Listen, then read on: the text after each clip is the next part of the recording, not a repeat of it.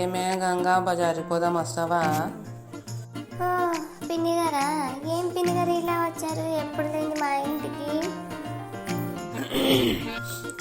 ఏం లేదే, బజారుకి పోతున్నాను, నువ్వు కూడా వస్తావా అని.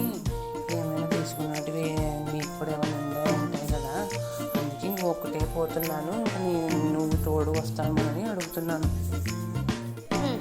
దీనికి పని పడినప్పుడే మా ఇల్లు గుర్తుకొస్తుంది, పని పడినప్పుడే నేను గుర్తుకొస్తాను. ఏం చేయాలి, ఇట్లా మనుషులు ఉంటే అంతే. మొన్న నేను పిలిస్తే బజారుకి రామ్మా అని, లేదు అది వస్తుంది ఇది వస్తుంది గుద్దని వస్తుంది అని చెప్పి మళ్ళీ అదైతే వచ్చి అడుగుతుంది. ఏం మనుషులబ్బా. ఏంటి గంగా, పిలుస్తుంటే అవతల తిరుగుతావు? పిన్ని గారు, నాకు ఇప్పుడే అన్నంకి పెట్టినాను. వంచల్ల అన్నము మళ్ళీ గంజి ఉంచాలా, లేదంటే మెత్తగా అయిపోతుంది. ఎవరు తినరు తెలుసు కదా.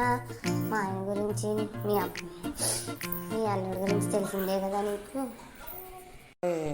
అవునా, ఇవన్నీ సాకులు చెప్పే బదులు వచ్చేకి ఇష్టం లేదని చెప్తే అయిపోయా. ఊరికి ఎందుకు అది దాని మీద దీని మీద వేస్తావు? నమ్మితే నమ్ము, ఇడిస్తే ఇడి.